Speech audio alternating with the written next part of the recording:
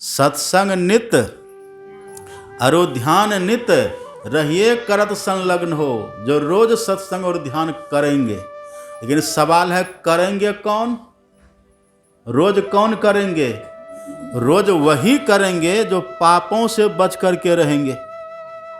इसीलिए गुरु महाराज जी नीचे लिख देते हैं, व्यभिचार, चोरी, नशा, हिंसा, झूठ तजना चाहिए।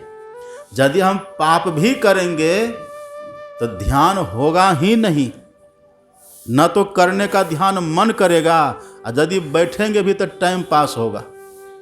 ये सूत्र बना पढ़ेंगे ना रामायण में, राम भगवान ने कहा था विभीषण से, पापवंत कर सहज स्वभाव। जिनके भीतर में पाप घर कर जाता है, जो झूठ बोलते हैं, चोरी करते, नशा हिंसा व्यभिचार करते हैं, ऐसे व्यक्ति के लिए भगवान कहते हैं भजन मोरे तेहि भाव न का। उसको कभी भजन मेरा अच्छा लगेगा ही नहीं।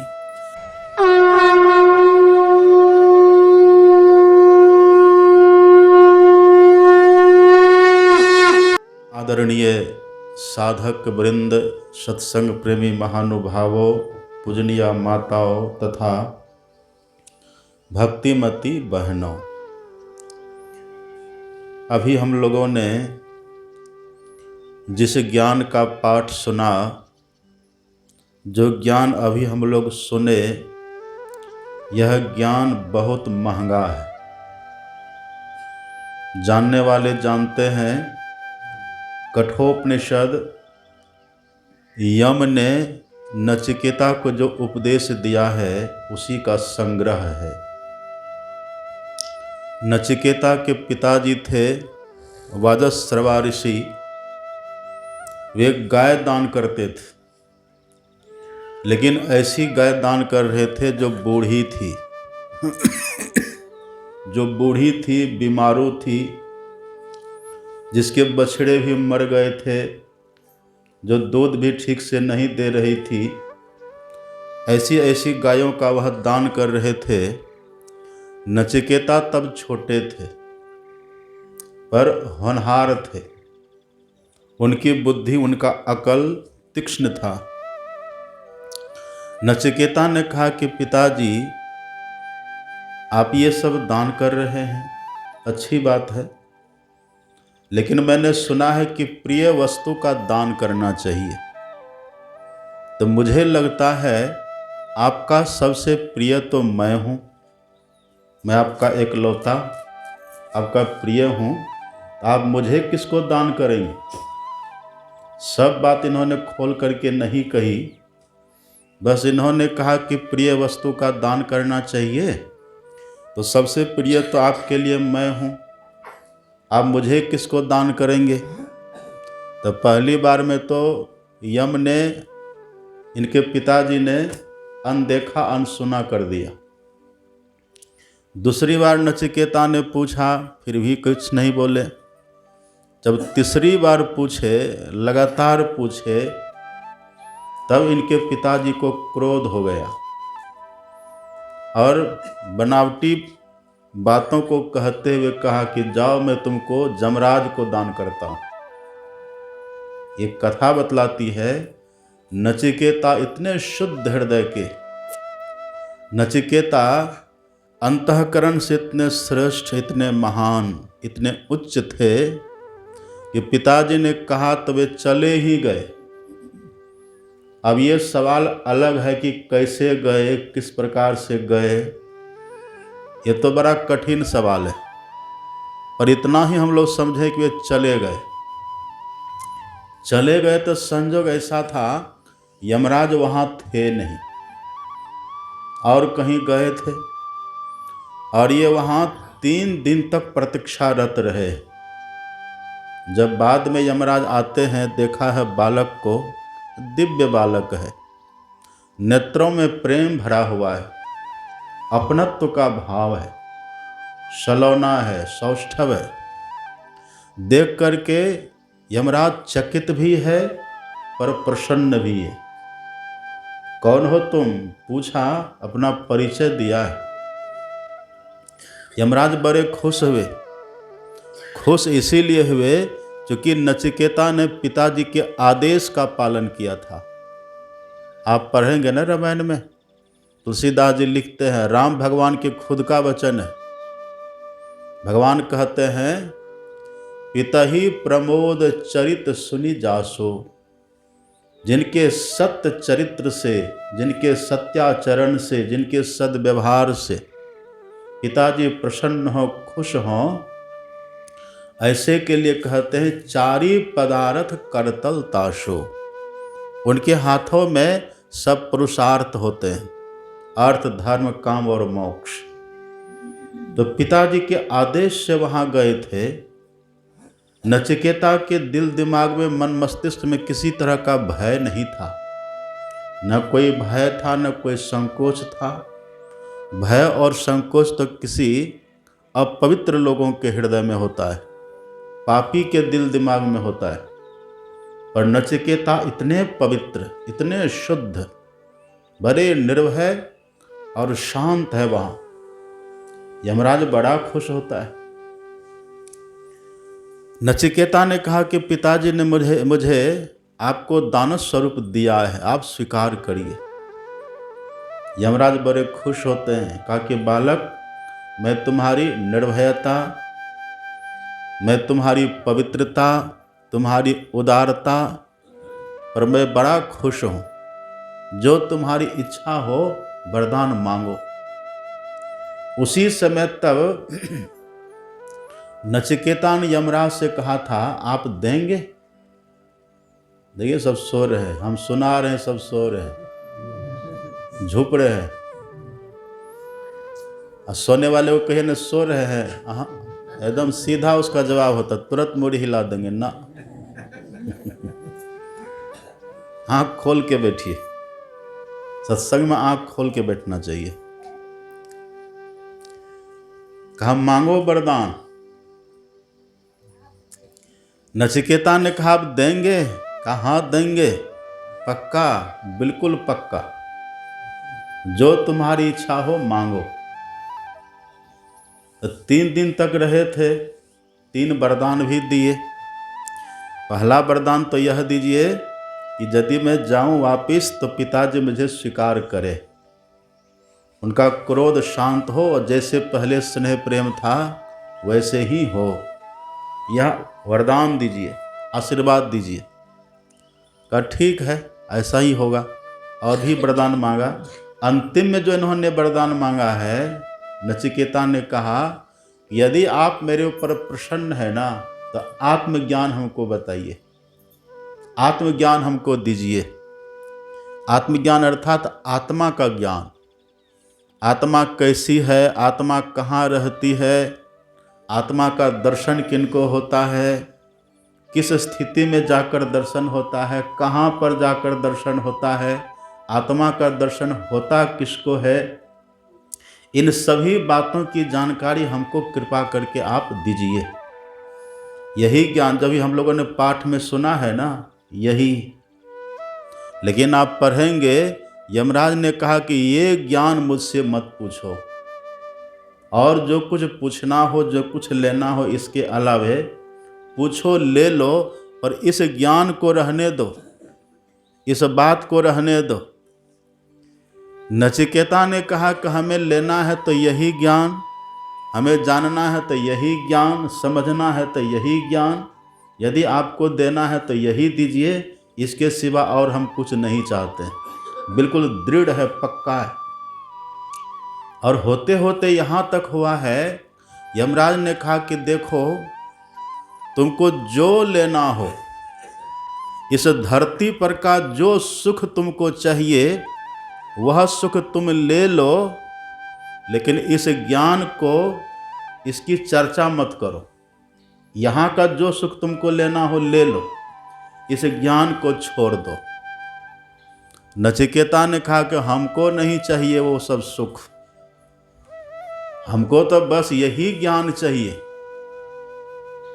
अभी यदि यहाँ कोई कह दे कि ठंडी है, उस कमरा में हीटर जल रहा है, उस कमरा में आपको बैठना अच्छा लगेगा कि यहाँ सत्संग में, तो कहेंगे हीटरे ठीक है। छोटे छोटे सुख को हम छोड़ नहीं सकते, छोटे छोटे भोगों को हम छोड़ नहीं सकते, लेकिन ये तो हमारे सदगुरु महाराज की कृपा है। कल आपने सुना था ना, हमारे सदगुरु महाराज जी कहते हैं, थे अंध बने फिरते बाहिर, अंतर पथ भेद न थे जाहिर। यही तो ज्ञान है।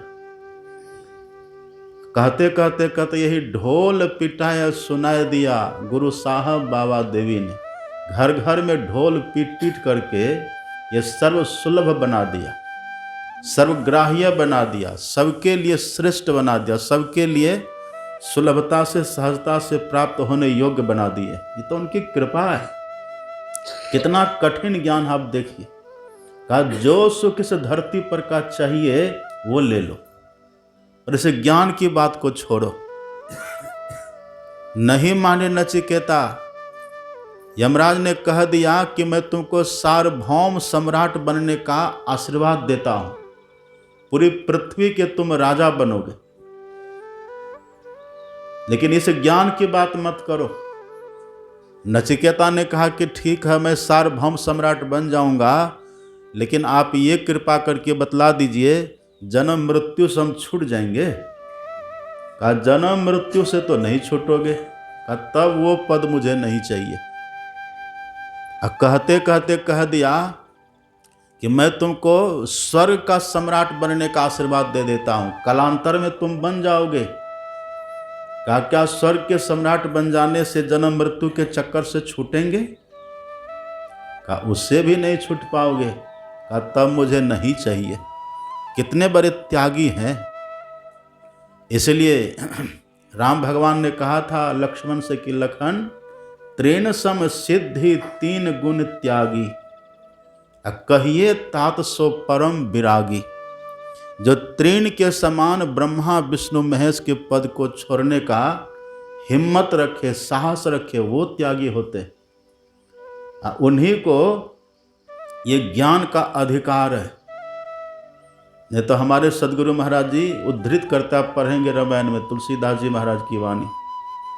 तुलसीदास जी कहते हैं ममता रत सत ज्ञान, ममता रत सन ज्ञान कहानी।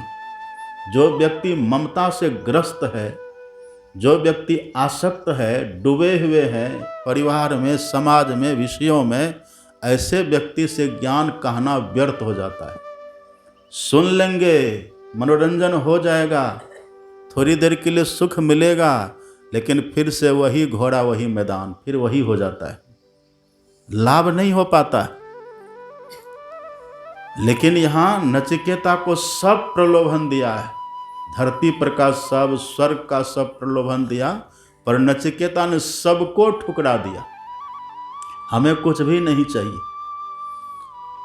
इसको ऐसा भी कह सकते हैं कि नचिकेता ने आत्मज्ञान के बदले ये सब कुछ का त्याग किया, इस ज्ञान के बदले सब कुछ को छोड़ दिया, तब यमराज ने ज्ञान का उपदेश दिया है। कितना महंगा ये ज्ञान, आप कल्पना करिए, कितना महंगा, कितना श्रेष्ठ।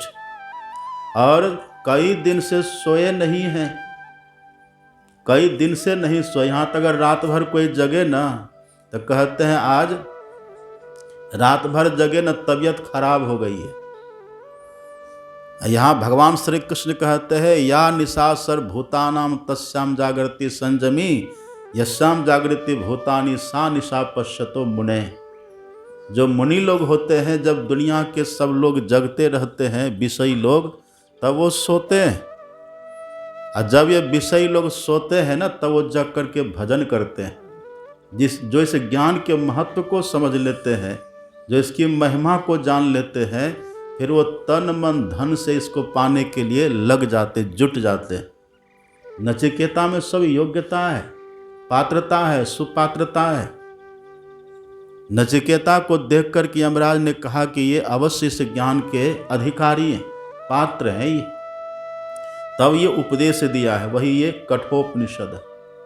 कितना दिव्य उपदेश है। नचिकेता ने पूछा कि आत्मज्ञान क्या है, आत्मा को जानने का फल क्या होता है, आत्मा का दर्शन कहाँ होता है, किधर हम देखें कि आत्मा दिखाई पड़े, कैसे हम देखें कि आत्मा दिखाई पड़े।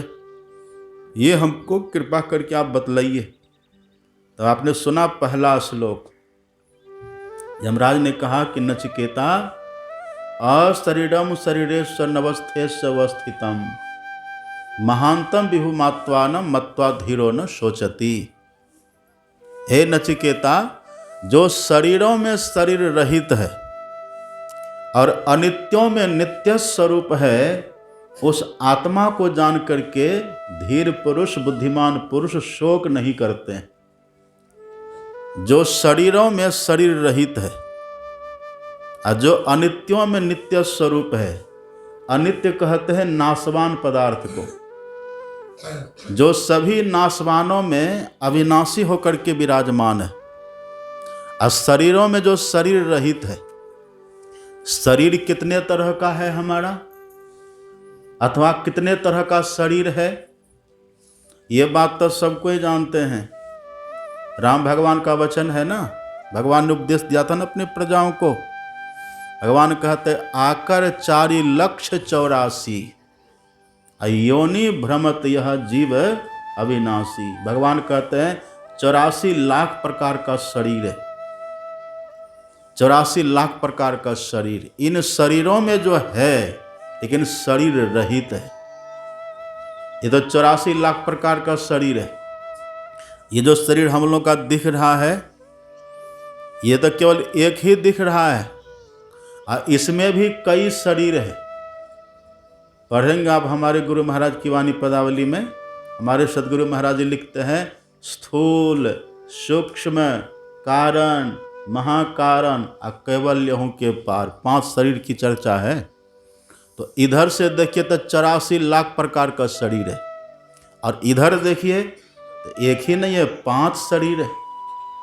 तो सभी शरीरों में रहकर जो सबसे परे है, जो शरीरों में शरीर रहित है, उनको यदि कोई देख ले, वही मृत्यु के मुंह से छूटता है। उनको यदि कोई देख ले,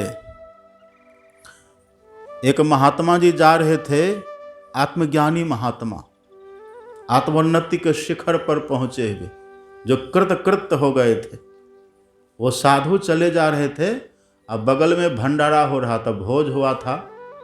तो भोज के बाद जो जूठा पत्तल उत्तल फेंकते हैं ना, तो जूठा पत्तल, अब पत्तल में जो कुछ उच्चिष्ट अन्न बच गया था, जूठा, कुछ चावल, कुछ रोटी, कुछ सब्जी, जो कुछ जूठा उठा जो बच जाता है, तो पत्तल सहित बगल में फेंका हुआ था। और उसी पत्तल में कुत्तों का झुंड, कुत्ता सब खा रहा था, वह चुन चुन करके खा रहा था। एक संत उधर से गुजर रहे थे। तो संत जो होते हैं ना, वो कह करके भी समाज को शिक्षा देते हैं, और चरित्र दिखला करके भी समाज को शिक्षा देते हैं। वो सब तरह से शिक्षा देते हैं, इशारा करके, मुस्कुरा करके, आभाव दिखा करके, बोल करके, चल करके, उठ करके, बैठ करके, उनके हर व्यवहार में शिक्षा होती है। वो किनको किस प्रकार से शिक्षा दे देंगे कहना बड़ा मुश्किल है। तो महापुरुष तो शिक्षा देते रहते हैं। अब महापुरुषों की दृष्टि कैसी रहती है? हम लोगों के दिल दिमाग में तभी है कि ये जूठा है, ये पवित्र है, ये शुद्ध है, ये अशुद्ध है, ये शत्रु है, ये मित्र है, ये बड़ा है, ये छोटा है। हम लोगों के दिल दिमाग में तो ये चलता रहता है। लेकिन संत महापुरुष कैसे होते हैं? संत महापुरुष आप पढ़ेंगे भगवान शिव का वचन। भगवान शिव कहते जेहि जाने जग जाई हेराई। यदि उस आत्म तत्व को कोई जान ले, उस ब्रह्म को कोई जान ले, परमात्मा को कोई जान ले, उनके लिए संसार हेरा जाता है। उनके लिए संसार रहता ही नहीं है। तब जेहि जाने जग जाई हेराई। कैसे हेरा जाते हैं? जागे जथा सपन भ्रम जाई। सपना हम देखते रहते हैं, तो सपना जब तक देखते बिल्कुल सत्य लगता है। सपना झूठ किन्हीं को लगता है? जब तक हम सपना देखेंगे एकदम बिल्कुल सत्य, 100%, झूठ का सवाल ही नहीं है। अब वहाँ कोई समझावे कि सपना देख रहे हैं आप, ये झूठ है, तो कोई विश्वास करेगा? उस समय बिल्कुल सत्य लगता है। लेकिन जब जग जाते हैं तब वही सपना बिल्कुल असत हो जाता है। तो अभी तो हमको सब सत लग रहा है, ये गंदा है, ये बढ़िया है, ये अशुद्ध है, ये पवित्र है, ये अभी लग रहा है। ये हमारा शत्रु है, ये मित्र है, ये मिट्टी है, ये जल है, ये अग्नि है, ये आकाश हवा है, ये अभी लग रहा है। लेकिन भगवान शिव कहते हैं यदि कोई जान ले जेहि जाने, यदि उनको कोई जान ले तो जग जाई हेराई, ये संसार हेरा जाता है। कैसे? जागे जथा सपन भ्रम जाई, जैसे जग जाने पर सपना का भ्रम खत्म हो जाता है। हाँ, ये बात अलग है कि संत महापुरुष तब भी व्यवहार निभाते हैं, वो उच्च व्यवहारिक होते हैं, वो श्रेष्ठ व्यवहारिक होते हैं, वो निभाते हैं, पर उनकी दृष्टि में ब्रह्म के सिवा कुछ भी नहीं होते। यमराज ने कहा कि हे नचिकेता, उनको जो जान लेते हैं उस तरह से वही शोक से रहित हो पाते हैं, वे शोक से छूट पाते, मुक्त हो पाते। नहीं तो यहाँ अभी स्थिति क्या है? काहि न शोक समीर डोलावा, ये शोक रूपी हवा किसको हिला नहीं देती है, सब परेशान है। संत चले जा रहे थे, देखा यहाँ जूठन फेंका हुआ है, उन जूठन में कुत्तों का झुंड जूठन को चुन चुन के खा रहा है। अब वो आत्मज्ञानी महात्मा चले जा रहे हैं, जिनके लिए संसार खो चुका है, जिनके लिए संसार हेरा चुका है, जिनके लिए ब्रह्म के सिवा कुछ नहीं है, वो उधर से चले जा रहे थे। तो वे भी, वहाँ भीड़ है, भोज होगा तो भीड़ तो होगी ही ना। जहाँ भोज होगा भीड़ होगा, भीड़ तो वहाँ होगी। भंडारा होगा तो भीड़ तो होगी। अब भंडारा को मैनेज कर दीजिए, तब कोई सत्संग सुनने वाला भी नहीं मिलेगा। अब भंडारा दे दीजिए, फिर देखिए अब कई जगह तो ऐसा होता है, सत्संग में 50 व्यक्ति, अब भंडारा के समय 150 व्यक्ति, वो 100 कहाँ से आ गया? तो जहाँ भीड़ रहती है ना, जहाँ भंडारा वहाँ तो भीड़ रहती है। तो संत ने देखा कि इसको प्रवचन सुनेंगे तो सुनने समझने वाले कोई है, कोई सुनेगा? कोई नहीं सुनेगा, पर इनको शिक्षा तो देनी है। और संत बड़े दयालु होते, बड़े कृपालु होते। संत हृदय नवनीत समाना, कहा कविन पे कहे न जाना, निज परिताप द्रवै नवनीता, पर दुख द्रवहि संत सुपनीता। संत महापुरुष बड़े कृपालु, बड़े दयालु होते हैं। संत महापुरुष दूसरों की इज्जत को ढकते हैं, इसीलिए कहा वो कपास की तरह होते हैं। साधु चरित्र शुभ सरिस कपासु, निरस विशद गुण में फल जासु। साधु किसी की कमी को ढकते हैं, उजागर नहीं करते, हाँ कृपा करके उनको दूर कर देते हैं। इसलिए कबीर साहब कहते गुरु कुम्हार शिष्य कुंभ है, घड़ी घड़ी काढ़े खोट, अब भीतर हाथ सहार दे बाहर मारे चोट। वो चोट भी मारते हैं, वो किसी की उपेक्षा भी करते हैं, किसी का अवहेलना भी कर देते हैं, पर भीतर से प्यार की वर्षा करते हैं। और उनके भीतर जो खोट होता ना, खोट को दूर करते हैं।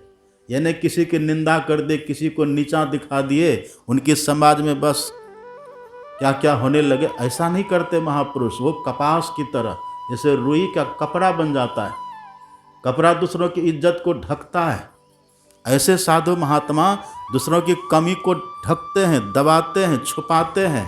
और जिनमें कमी होती है ना, उन पर कृपा करके उनको समझा बुझा करके उनके दुर्गुणों को, उनके अवगुणों को दूर करते, यही कृपालु होते हैं संत।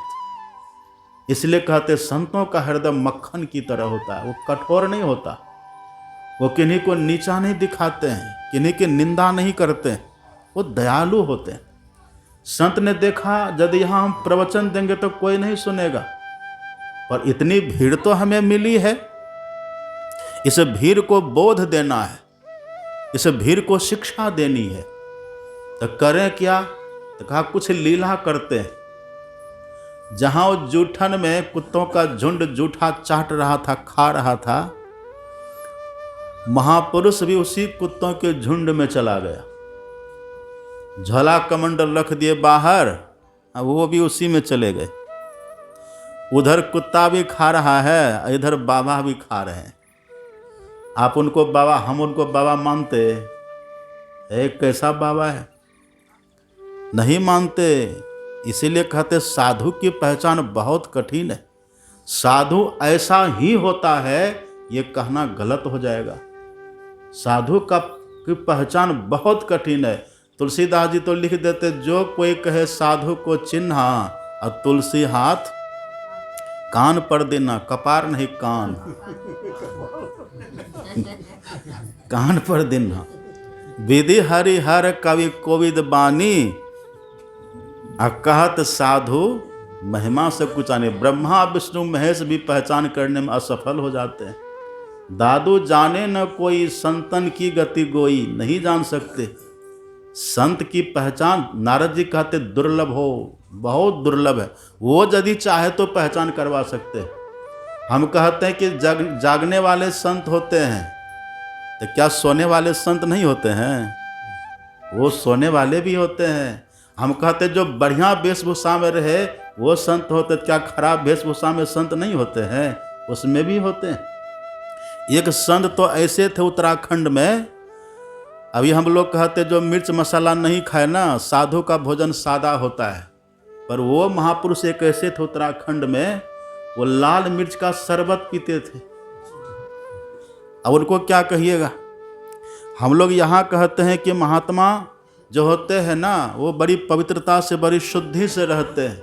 ये ना पढ़िएगा, त्रिलंग स्वामी का इतिहास पढ़िए। त्रिलंग स्वामी, त्रिलंग स्वामी का जब नाम सुना रामकृष्ण परमहंस जी ने, कलकत्ता वाले, जो विवेकानंद जी महाराज के गुरु थे, जब उन्होंने उनकी चर्चा सुनी कि त्रिलंग स्वामी बड़े दिव्य महापुरुष हैं, वो पानी के भीतर ही रहते थे, बाहर भी आते थे, नाव पर घूमते रहते थे वहाँ इलाहाबाद में, प्रयागराज में।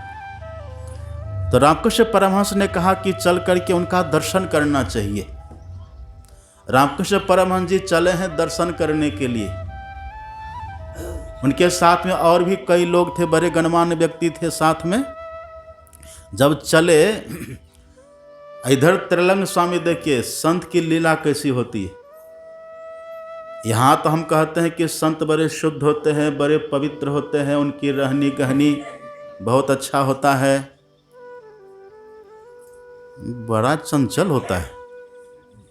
पीछे आता है देखिए, बाबा को देखिए, आइए बाबा, जाने दीजिए, आराम से जाइए। श्री सद्गुरु महाराज की जय। बैठ जाइए। क्या कह रहे थे हम? रामकृष्ण परमहंस, उनकी चर्चा सुनकर के, उनका बड़प्पन, उनकी महिमा सुनकर के वो आए थे। और सुने तो ये हैं कि संत बड़े पवित्रता से रहते हैं, और जब यहाँ आए तो इधर से जा रहे उनसे मिलने के लिए, और उधर से वो भी चले हैं इनसे मिलने के लिए। वो दिगंबर थे, वस्त्र पहनते नहीं थे, अथवा ऐसे कभी कोई कपड़ा लपेट लिए, ऐसे रहते थे दिगंबर। अब उधर से वो आ रहे हैं रामकृष्ण परमहंस से मिलने के लिए। जब पास आए तो किनारे में कुछ लोग लट्टिन उट्टिन कर देते हैं ना, जहाँ तहाँ लोग गंदा फैला देते हैं। वो जो उधर से आ रहे थे तो रास्ते में कुछ लोगों का सूखा हुआ मल, विष्ठा, लिखा है, आप पढ़ेंगे, कहानी है, सत्य कहानी, मैंने पढ़ा है। त्रिलंग स्वामी क्या किए, वही सूखा हुआ विष्ठा उठा लिए और रामकृष्ण परमहंस को दिखा करके वही खाने लग गए। रामकृष्ण परमहंस ने कहा कि हे प्रभु, मुझे संत बनाना, पर ऐसा संत नहीं बनाना। संत की दृष्टि कैसी होती है देखिए, उनके लिए संसार हैरा जाता है। हम क्या हैं और वो क्या है, धरती आसमान का फर्क होता है, नहीं पहचान सकते। वो महापुरुष उस भीड़ को कुछ देना चाहते थे, ज्ञान देना चाहते थे। कुत्ता के झुंड में जूठे खा रहे। अब जूठा जब खाने लगे तो वहाँ पर एक दो करके लोगों की भीड़ इकट्ठा होने लगे। देखो कैसा बाबा है, देखने में कितना हट्ठा कट्ठा, देखो देखने में तो अच्छे ही लग रहे हैं, लेकिन ये जूठा खा रहे हैं, ये कैसा साधु है। इतने में कानों कान बात फैली, थोड़ी देर में वहाँ पर भीड़ लग गई। तो बाबा और नाटक थोड़ा बढ़ा दिए। पहले तो खड़े होकर जूठा खा रहे थे, अब बाद में एक कुत्ता के पीठ पर बैठ गया, कुत्ता भी बैठा लिया, कुत्ता के पीठ पर बैठ गए और वही जूठा लिए, एक बार कुत्ता के मुंह में जूठा दे दे, एक बार अपने मुंह में भी ले ले। लोगों ने कहा करे ये बाबा तो देखने में बड़े अच्छे लग रहे हैं, कितना बढ़िया रूप रंग देखो, ये पागल भी तो नहीं दिख रहे हैं, बिल्कुल होशो हवास में हैं, बिल्कुल सचेत हैं, बोध में हैं, लेकिन ऐसे कर क्यों रहे हैं ये? इतने में सब तर्क वितर्क कर रहे हैं, अरे बाबा क्या कर रहे हैं आप? कोई हंस रहे हैं तो कोई अफसोस कर रहे हैं। इतने में बाबा अब देखा कि अब प्रवचन का समय आ गया, अब सब एकाग्र हो गया है, बिना एकाग्र हुए कोई सुनेगा बात को? देखा सबका दिल दिमाग अब मेरी तरफ जुट गया, सबके चिंतन में बस मैं ही मैं हूँ, मेरे सिवा किसी का चिंतन इसके भीतर नहीं चल रहा है। अब ये प्रवचन करना शुरू किए। भगवान सबको तक कहना पड़ता है, सावधान सुनु धरु मन माई, सुनहु तात मन चित्त बुद्धि लाई, अथोरे मह सब कहूँ बुझाई, सुनहु सकल पुरजन मम बानी। भगवान को तो कहना पड़ा है, हम लोगों को सबको वक्ताओं को कहना पड़ता है। ऐसे संत ने देखा कि मैंने ऐसा कुछ किया, अब सब मेरी तरफ घुर गए, सब मेरी तरफ मुड़ गए हैं, सबका दिल दिमाग मुझसे जुट गया है। तब संत वही कुत्ता पर बैठे बैठे तब प्रवचन किया है। एक बहुत सुंदर श्लोक पढ़े वो। संत ने कहा कि अरे तुमको क्या लग रहा है कि मैं महात्मा कुत्ता पर बैठा हूँ, और तुमको क्या लग रहा है कि कुत्ता को खिला रहा हूँ और मैं भी खा रहा हूँ? अरे नहीं नहीं, वो संत ने कहा विष्णु पर स्थितो विष्णु, विष्णु खादति विष्णवः, कथम हससि रे विष्णु, सर्वम विष्णुमयम जगत। ये तुमको लग रहा है ना कि महात्मा कुत्ता पर बैठा है, नहीं नहीं, ये विष्णु ही विष्णु पर बैठा हुआ है। कुत्ता भी विष्णु और मैं भी विष्णु, खाने वाला भी विष्णु और खिलाने वाला भी विष्णु। यहाँ जो तुम सब हंस मुस्कुरा रहे हो ना, ये तुम सब भी विष्णु ही हो। विष्णु के सिवा, भगवान के सिवा यहाँ कुछ है ही नहीं। जो उस तत्व को एक बार देख लेते हैं, समझ जाते हैं ना, उनके लिए द्वैत खत्म हो जाता है, उनके लिए प्रपंच समाप्त हो जाता है, एक ही एक तत्व का बोध वहाँ रह जाता है। वही नचिकेता से यमराज ने कहा, जो शरीरों में शरीर रहित को एक बार देख ले, एक बार जान ले खूब बढ़िया से। अब कैसे? अपने दूसरा उदाहरण सुना ना, वायुर्यथै को भुवनम प्रविष्टो, रूपं रूपं प्रतिरूपो बहुवा, एकस तथा सर्वभूतांतरात्मा, रूपं रूपं प्रतिरूपो बहिष्य। जैसे एक ही हवा है, वही हवा को देखिए, चक्का में देखिए, है ना, बस के चक्का, कार के चक्का, सब चक्का में तो चक्राकार है। वही हवा को देखिए, फुटबॉल में देखिए, वो कैसा गोल है, हवा वही है, और जो जैसा है ना उसमें वैसा आकार लेकर के एक ही हवा है। इसी तरह से यमराज ने कहा कि हे नचिकेता, एक ही अंतरात्मा, एक ही ब्रह्म, ये सभी रूपों में एक ही, सब एक ही एक होकर के सब रूपों में एक ही विराजमान है। ऐसा बोध जिसको हो जाए, विद्या विनय संपन्ने ब्राह्मणे गवि हस्तिनी, सुनिचेव स्वपाके च पंडिता समदर्शिणः। गाय के भीतर, हाथी के भीतर, चंडाल के भीतर, ब्राह्मण के भीतर, सबके भीतर जो उसी एक तत्व को देखते हैं, भगवान कहते वही वास्तव में पंडित है, वही वास्तव में ज्ञानी है। ये बोध, ये ज्ञान जिसको हो जाए, जो शरीरों में शरीर रहित है, जो अनित्यों में नित्य स्वरूप है। आपने बर्फ देखा? बर्फ किससे बना है? बर्फ बना है पानी से। तो बर्फ रहेगा, हमेशा रहेगा बर्फ। जैसे बर्फ धूप पड़ेगी वो पिघल जाएगा, पर पानी तो तब भी रहेगा। जब बर्फ था तब भी पानी था, अब बर्फ पिघल गया तब भी पानी है। हम लोग कान में कुंडल पहनती है ना, माताएं कुंडल पहनती है कान में, नाक में नथ पहनती है, पैर में पैजेब पहनती है, हाथ में कंगन पहनती है। ये तरह तरह का आभूषण है। ये आभूषण बना है किससे? सोना से बना है।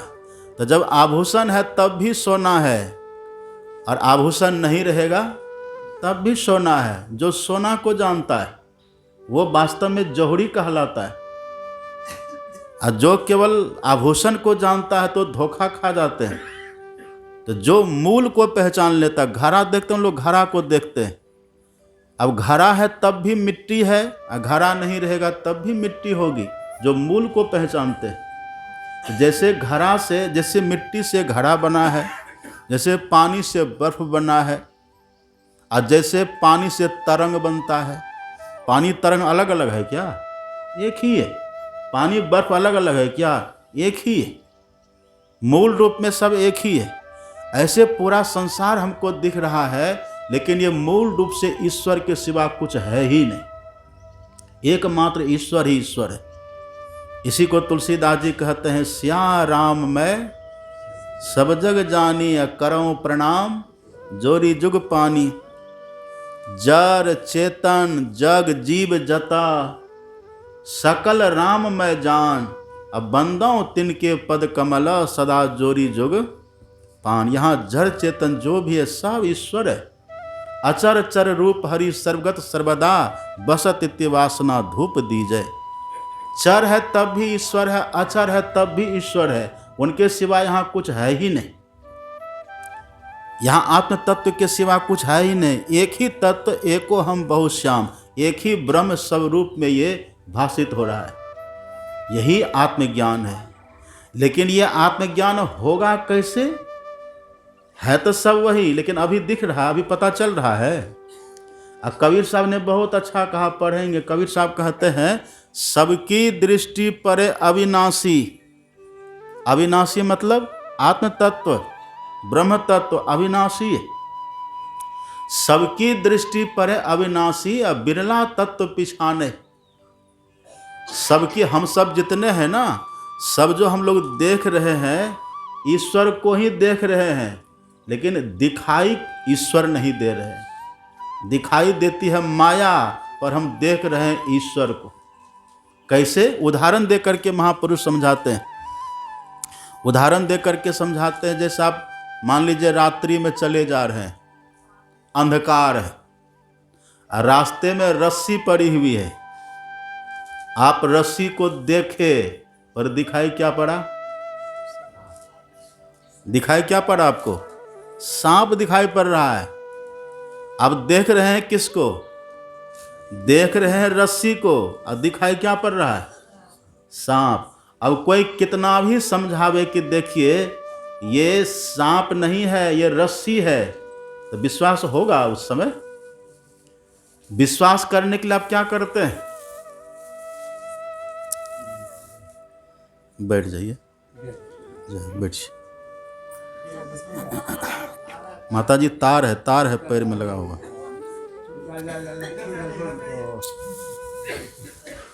श्री सद्गुरु महाराज की जय।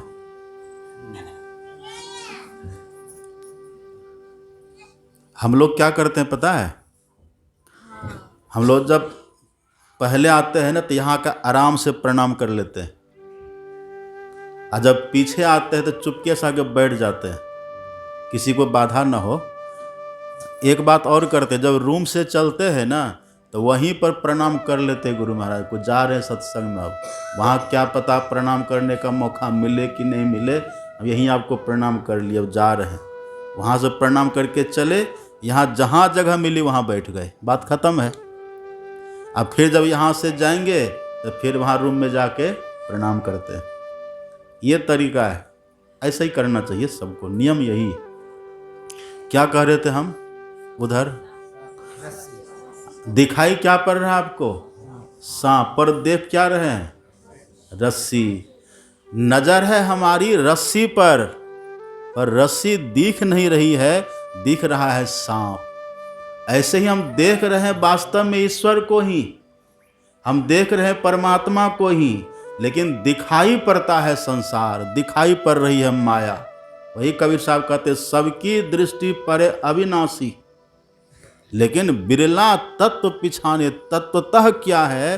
वो कोई बिरला समझते हैं। कौन समझते हैं? जैसे आप देखिए ना, रस्सी पड़ी हुई है, हमको लग रहा है सांप, तो हम क्या कहते, जरा सा टॉर्च लेकर के आइएगा, तो कोई प्रकाश की व्यवस्था करके आइए, कोई दीपक लेकर आइए, कोई लैंप लेकर के आइए, देखते हैं क्या है। और जैसे वहाँ प्रकाश आता है तब भ्रम खत्म होता है कि नहीं? भ्रम खत्म हो गया। जैसे प्रकाश आया, देख ले कि रस्सी है, सांप नहीं है। ऐसे हम लोग अभी अंधकार में हैं। अभी जो हमारी स्थिति है ना, हमारे सदगुरु महाराज जी कहते हैं, आप पढ़ेंगे पदावली, हमारे सदगुरु महाराज जी कहते हैं, घटतम कूप बराही भयंकर तन बीच घोर अंधारी। अपने देह के भीतर में घोर अंधकार है। यही जो घोर अंधकार है ना, गुरु महाराज जी कहते, घट में तेरे घोर अंधेरा सोई भरम को जामा हो। इसीलिए भरम हो रहा है, यही भरम है क्या हम देख रहे हैं क्या, इसी को भरम कहते हैं। ये भ्रम है। लेकिन ईश्वर कैसे है? ईश्वर है तू उतरी पर्योत्तम माह्य पिब निःशब्द में, परमात्मा निःशब्दम परमम पदम में। वहां कोई भ्रम नहीं है, वहां कोई संशय शंका की बात ही नहीं है। और वहीं पर यदि कोई चला जाए तो वो भी भ्रम रहित हो जाता है। इसलिए तुलसीदास जी लिखते हैं, शोक मोह संदेह भ्रम देश काल तह नाही, तुलसीदास ही दशाहीन संशय निर्मूल न जाही। वहाँ जो पहुँच जाते हैं वो भ्रम रहित हो जाते हैं। वो वही है आत्म प्रकाश। पहले इधर भी राधा स्वामी साहब कहते, इस नगरी में तिमिर समाना भूल भरम हर बार। अभी हम लोगों के भीतर अंधकार है, अंधकार में जो पड़े हुए हैं, इसलिए भ्रम होता है, भ्रम लगा हुआ है। तो वास्तव में हम सब देखते हैं ईश्वर को ही, लेकिन दिखाई पड़ती है माया। हम देखते हैं माया को, यही भ्रम है। तो ये कैसे मिटेगा, ये कैसे खत्म होगा? इसके लिए यही यमराज कहते हैं, जो शरीरों में शरीर रहित है। और शरीर है कितना? 5 प्रकार का शरीर है। जो पांचों शरीर से परे चले जाएंगे वही उनको देख पाते हैं। हम लोग पांचों सभी कैद हैं, 5 शरीर और 3 पर्दा, अंधकार, प्रकाश और शब्द। जैसे एक ही कमरा में पति भी हो, एक ही कमरा में पत्नी भी हो। पति तो पत्नी को देख रहा है, लेकिन पत्नी पति को नहीं देख रही। क्यों नहीं देख रही है? कारण क्या है? पति के सामने पति विराजमान है, खड़े हैं, लेकिन पत्नी को पति का दर्शन नहीं हो रहा। क्यों नहीं हो रहा है? कारण क्या है? तो कबीर साहब कहते, घूंघट का पट खोल। घूंघट लगा हुआ है, एक ही कमरा एक ही है, लेकिन घूंघट जो लगा हुआ है, घूंघट के चलते पति सामने रहने के बाद भी देख नहीं पाते। एक घूंघट है, घूंघट का पट खोल रहे तो को पीब मिलेंगे। घूंघट का पट खोलिए। कबीर साहब कहते हैं, रंग महल में पिए पायो अनमोल रे। रंग महल, जहाँ पति पत्नी मिलते हैं, वहाँ है तो दोनों एक ही जगह, लेकिन पत्नी के चेहरे पर पर्दा है। अब कितना पर्दा है? गोस्वामी तुलसीदास जी लिखते हैं, माया बस मति मंद अभागी, हृदय जवनिका बहुविधि लागी। जवनिका कहिए या घूंघट कहिए या फिर पर्दा कहिए, एक ही बात है। तो तुलसीदास जी कहते हैं, हृदय जवनिका बहुविधि, बहुत प्रकार के पर्दे लगे हुए हैं। इसी बहुत प्रकार के पर्दों के कारण हम पहचान नहीं पाते। ये तो कह दे केवल बहुत प्रकार के पर्दे, पर गिनती में कितना पर्दा है? हमारे सदगुरु महाराज जी संख्या बतला देते हैं। अब बतला ही नहीं, हम लोग को रटा दिए। रोज हम लोग गाते हैं ना, घटतम प्रकाश व शब्द पट, घटतम प्रकाश व शब्द पट त्रय। त्रय मतलब क्या? 3। ये संख्या है, 3 पर्दा लगा हुआ है। यही 3 पर्दा रहने के कारण घटतम प्रकाश और शब्द पट त्रय किन पर है? ये जीव पर है, छा रहे। जीवात्मा यही स्त्री के समान है, यही पत्नी के समान है, और परमात्मा है पुरुष, वो पति के समान है एक ही जगह, एक ही जगह है, लेकिन इसको उनका दर्शन नहीं हो रहा है दोनों रंग महल में, पर दर्शन नहीं हो रहा है। बस यही 3 पर्दा लगा हुआ है। हमारे सदगुरु महाराज जी क्या कहते हैं, इस तीनों पर्दा को हटा दीजिए। कैसे हटाइए, तो कर दृष्टि और ध्वनि योग साधन ये हटाना चाहिए। इनके हटे माया हटेगी, और क्या होगा, बस सीधी सी बात है, प्रभु से होगी एकता।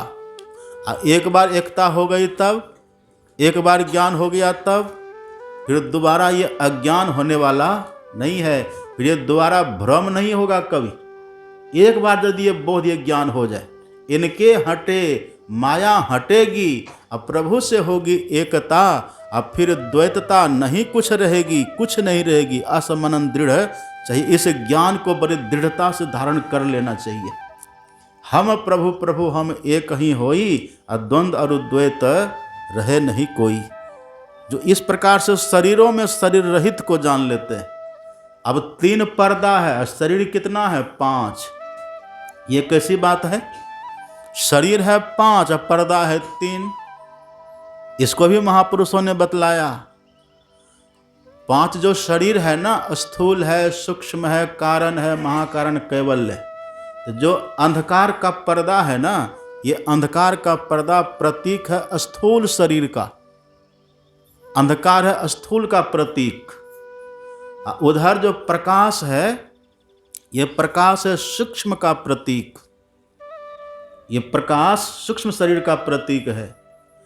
और शब्द है कारण महाकारण का प्रतीक, अनहद शब्द, यह है कारण महाकारण का प्रतीक। सार शब्द है कैवल्य का प्रतीक। यही बटा हुआ, बंटवारा क्या हुआ है, तो 3 पर्दा कह दीजिए या 5 शरीर कह दीजिए। इससे यदि कोई पार हो जाए तो फिर वह भी जो देखेंगे वही दिखेगा। अभी हम देखते हैं कुछ, दिख रहा है कुछ, ये भ्रम लगा हुआ है। अभी देखते हैं रस्सी को, दिखाई पड़ता है सांप, ये भ्रम लगा हुआ है।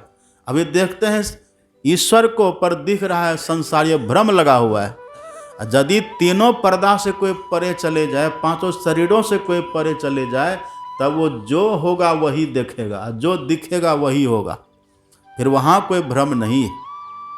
लेकिन ये होगा कैसे, सुन रहे थे अभी पाठ में, यमराज ने कहा नायम आत्मा प्रवचने न लभ्यो। हम प्रवचन करते करते थक जाएंगे तब भी वो दिखने वाला नहीं है। आप भी प्रवचन सुनते सुनते थक जाएंगे तब भी दिखने वाला नहीं है। और न मेधया, मेधया कहते, मेधा कहते बुद्धि को। किसी की कितनी भी तीक्ष्ण बुद्धि हो या कितना भी कोई तर्क वितर्क करना जाने, कोई तर्क के आधार पर परमात्मा को नहीं जान सकता है। न बहुत सुन करके कोई जान सकता है, तब कैसे जान सकता है। जानने का उपाय क्या है, यमराज कहते यमवेश विवृणोते तेन लभ्यस्तस्य स आत्मा विवृणोते तनुं श्याम। यमराज कहते हैं जिस आत्मा का वर्ण करते हैं, जिस आत्मा का वर्ण करते हैं, वो आत्मा ही उस आत्म तत्व को जान सकता है। यहाँ 2 आत्मा की बात है। 2 आत्मा कौन है, एक है जीवात्मा और दूसरा है परमात्मा।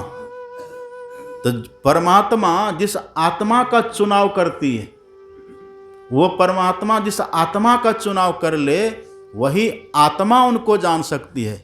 मतलब आत्मा से ही परमात्मा का ज्ञान होता है। इसी बात को हमारे सदगुरु महाराज ने कितना अच्छा कहा, पढ़ेंगे पदावली में, नैन सो नैन ही देखिए जैसे। आँख को कैसे देखिएगा, आंखें से नहीं देखिएगा कि आँख को कान से देख लीजिएगा। आँख को कैसे देखेंगे, आँख से देखेंगे। और त्वचा ही त्वचा सुख पाइए जैसे। चमड़ा का सुख कैसे मिलेगा, चमड़े से न मिलेगा। चमड़ा कैसा है, चमड़ा कड़ा है कि मुलायम है, ये सुख तो चमड़ा से ही मिलता है। वैसे हमारे सदगुरु महाराज जी कहते हैं नैन सो नैन ही देखिए जैसे, त्वचा ही त्वचा सुख पाइए जैसे। जैसे आँख से ही आँख को देखते हैं, चमड़ा से ही चमड़ा का सुख मिलता है, ऐसे ही आत्म परमात्मा ही पेखै तैसे, आत्म परमात्मा मिलन सुख तैसे।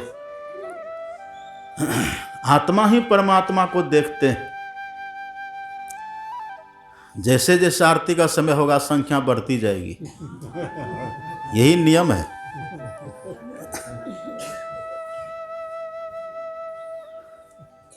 यही ऋषि कहते, उपनिषद के ऋषि कहते हैं, ये आत्मा जिनका वर्ण कर ले वही। इसी को आप पढ़ेंगे ना रामायण में, देखिए एक ही बात को खूब बढ़िया से घुमा फिरा करके सुनने का फल ये होता है कि बात जम जाती है, बात दृढ़ हो जाती है, फिर उसको करने का मन भी करता है। तब हमारे सदगुरु महाराज जी कहते हैं, जब एक ही बात को कोई बार बार सुनते हैं ना तो मन उधर झुक जाता है। तो एक ही बात को हम इतना बढ़िया से सुने, इतना घुमा फिरा करके सुने, उधर बात जमे बैठे। तो जो यहाँ पर यमराज कह रहे हैं ना कि जो आत्मा का वर्ण करता है उस आत्मा से ही जाना जाता है। आप पढ़ेंगे जब महर्षि वाल्मीकि के झोपड़ी में गए थे भगवान राम भगवान, तो वहाँ पर महर्षि वाल्मीकि ने पहले तो भगवान की वंदना की है, स्तुति की है। अब पीछे महर्षि वाल्मीकि ने कहा, जग पेखन तुम देख निहारे, अब विधि हरि शंभु नचावनिहारे, त्यों न जाने मरम तुम्हारा। हे राम, ये ब्रह्मा विष्णु महेश भी आपको नहीं जानते। अब कौन राम को कह रहे? तो जो सामने खड़े थे उनको कह रहे थे?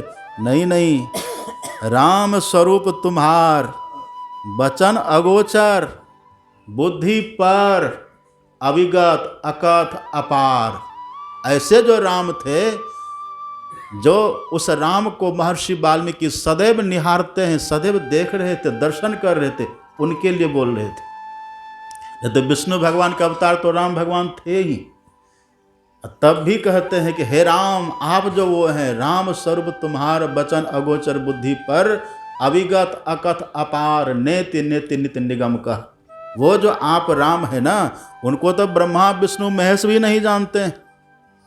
तेऊ न जाने मरम तुम्हारे, और तुम ही को जाननिहार। और कौन जानेगा? तो कौन जानेगा? ये बड़े बड़े जो इसके मर्म को नहीं जानते हैं, तो आखिर जानेगा कौन? तब महर्षि वाल्मीकि ने कहा था, तुम रही कृपा, तुम ही रघुनंदन, जानत भगत भगत उर चंदन। हे रघुनंदन राम, आपकी ही कृपा से आपके भक्त आपको जानेंगे। जिन पर आप कृपा करेंगे वही जानेंगे। और यदि जान लेंगे तब जानत तुम ही वही जाई, सोई जाने जही देहु जनाई, और जानत तुम ही वही जाई। हे राम, आपको यदि कोई जान लेना तो आप ही हो जाएगा, पर सवाल है जानेगा कौन? जानेगा वही जिनको भगवान जनाना चाहेंगे। किन को जनाना चाहेंगे भगवान? जिन पर भगवान की कृपा होगी। अब भगवान की कृपा किन पर होती है, यह भी सवाल है। भगवान की कृपा होती है किन पर? तो एक कृपा तो अभी सब पर हो गई है। यहाँ जो बैठे हैं, ऐसे बैठे हुए हैं, यहाँ जो सत्संग में आकर के बैठे हैं, अपने मन से बैठे हुए हैं। राम कृपा बिनु सुलभ न सोई। भगवान की कृपा हो गई है, और तब हम सत्संग में आकर के बैठे हैं। अब सत्संग में आकर के हम बैठे हैं, तो यहाँ से आगे हमको बढ़ना है, लेकिन हम क्या करते हैं? पीछे चले जाते हैं। इसलिए कृपा काम नहीं करती है। कृपा तो हुई है, हम यहाँ तक पहुँच गए, अपने मन से कोई नहीं पहुँचे। और शंकर भगवान तो मोहर लगा दिया, बिनु हरि कृपा न होई सो। अब भगवान शंकर कभी झूठ बोलते हैं?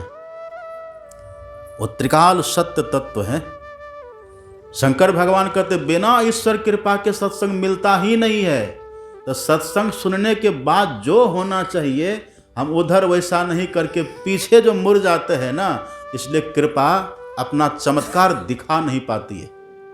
हम लोग इधर फिर से मुड़ जाते हैं।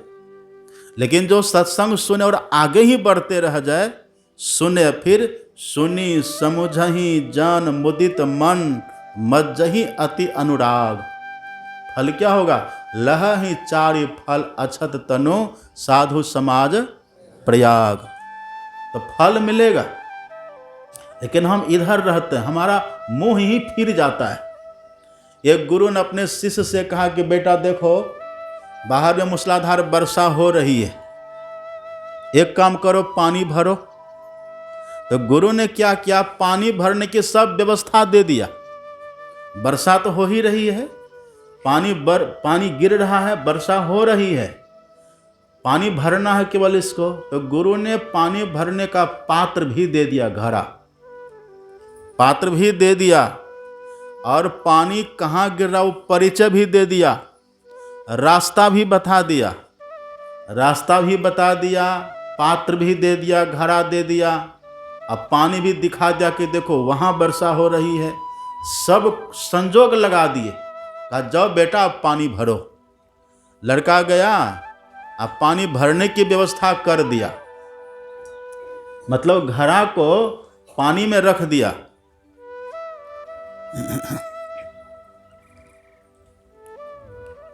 आइए बैठिए, सब बड़े लोग पीछे आते हैं, बैठा जाए। लेकिन हनुमान जी सबसे पहले आते थे।